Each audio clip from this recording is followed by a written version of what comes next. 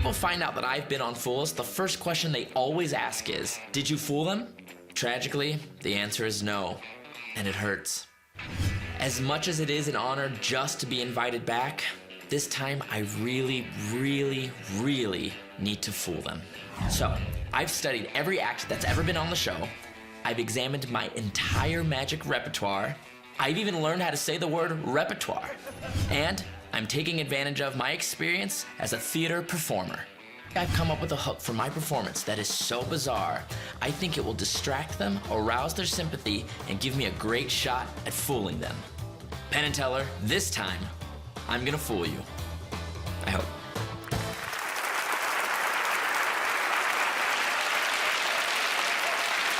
Please welcome back to the Fool Us stage, Robert Ramirez.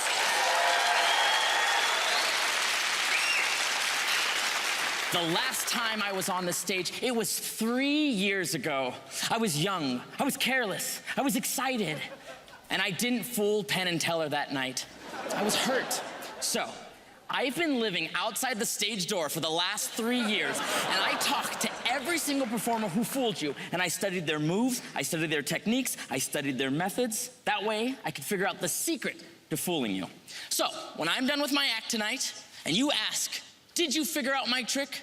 I'm gonna tell you the same thing the producers of this show told me when I wanted to come back on this stage. No.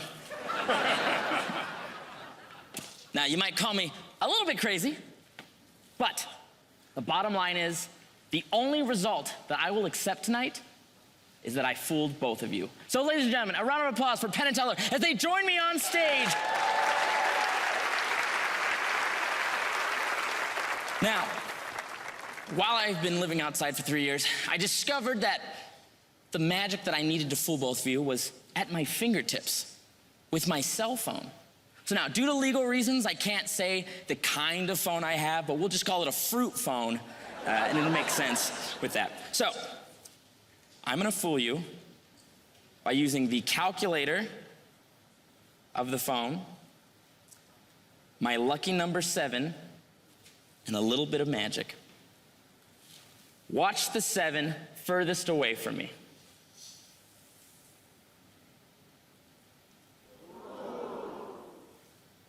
The next one. The third one from the center. Okay, I'm gonna show you guys how that works, just to give you a little advantage.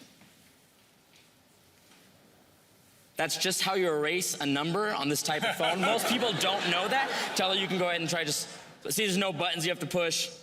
Exactly, everyone at home and in the audience right now is probably checking on their phone as well. It's very easy, there's no buttons you need to push. Now the reason I explain this is because when I do magic for like very little kids or TV personalities, sometimes they don't know what's impossible because they don't know what is possible. So, I have to make this feel impossible again. It's very simple. Now, a second ago, Teller, you wiped your finger across and the number came off fairly easy. And if you try again, it doesn't work this time. Penn, you can do the same. Nothing. Very easily, now that the phone has been magified, if I just take the number, I can now come straight down off the top of the phone. That gets me 1 7 on the phone, but I'm holding a 7 here. So if I toss that up, I can catch the 7 back on the phone. If I flick, the 7 disappears. If I shake, the 7 vanishes. But that's my lucky number. That's what you're probably thinking. Oh, it's his lucky number. He's probably doing it. So let's come up with a number together. Teller, using your fingers, give me about 4 numbers. 1, 4. That's 9, I think.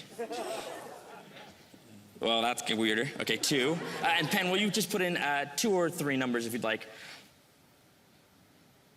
Wonderful. Now, I'm not pushing any buttons on the back of the phone. You'll notice that I'm not gonna touch the power button, the volume button, or the home button. You can see the numbers right there on the screen. If I just give the phone a flick, the numbers disappear. I'll grab the very edges of the phone. You'll notice I'm not touching anywhere near the buttons.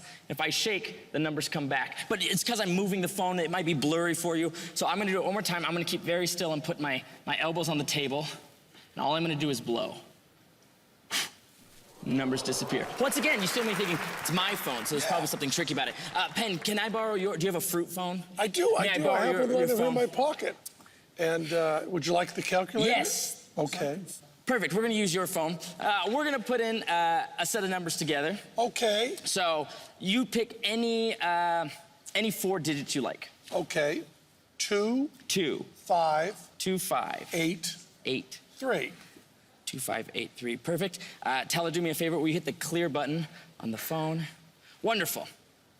So you'll notice, Pen, on your phone, it says C. That stands for... Mine's bigger than yours. Yours is bigger than mine. I appreciate. Now you see there's a C on your phone, that stands for clear, and there's an AC on my phone. That stands for all clear. That way there's no number stored on the phone. If I just wave your phone over, you'll see the numbers jump from your phone over to my phone. Yeah. We're gonna do it one more time, but I want you to put the same exact numbers, because I know what you're thinking, I'm holding the phone. So put in 2, 5, 8, 3. 3. And tell her, will you hold your hand out for me? And I'm gonna give you my phone and put it in your hand. Perfect. You can see it says AC, there's 2583. If I just pass the phone, it jumps from my phone to your phone with Teller holding it the entire time. That's your phone. Thank you for letting me borrow your phone. I appreciate it. Thank you both so much. Thank you. Robert Ramirez, everyone! Hi. Oh. So what do you do when you're not on our stage? I am traveling the world doing magic and lecturing and performing, showering, you know, all the normal things Yes. one would do. Yes. So has magic changed since you've been here last? Yes, a lot. I've been able to create my own products now and release them on different magic websites, and it's been really fun to have people you know, recognize me from the show and enjoyed what I did last time. So I hope people enjoyed what I did this time too. All right, let's see if Penn and Teller know how you made your magic. Okay. All right, Penn, Teller. Good to see you again, Robert. Good to see you too. Wondered when you were going to come in from outside the door. Yeah, you kept closing the door and I was wondering. You know, here's one of those tricks that we know enough that people at home might think it's done one way and it's not. We've seen a lot of people running iPads and phones and so on that are running some sort of essentially a video on there, a program on there. And what's interesting about this is your timing was such that you were not running a video. You were not timing to something. We don't think you were doing any of that. We think you've gone in and found all sorts of not just features, but also bugs and glitches and everything else that people just don't know because they've got other things to do besides monkey with the calculator on their phone for, what, 35 hours? We did see that with all the digital stuff there, we did see a nice digital maneuver. We think that really nice routine, really, really funny. We think you did not fool us this time, but I'll tell you, your cardboard box is still outside the door. Stay there and come back in a year or two. Try again. Is that true? Yes.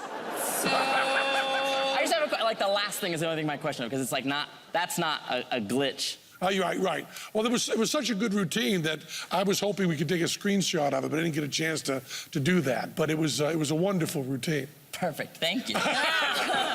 So do they know how you did it? I'm pretty sure they do. All right, back to the box. Robert Ramirez. Penn and Teller are done defending their thrones. They'll take the stage and fool the rest of us after the break. Stay close.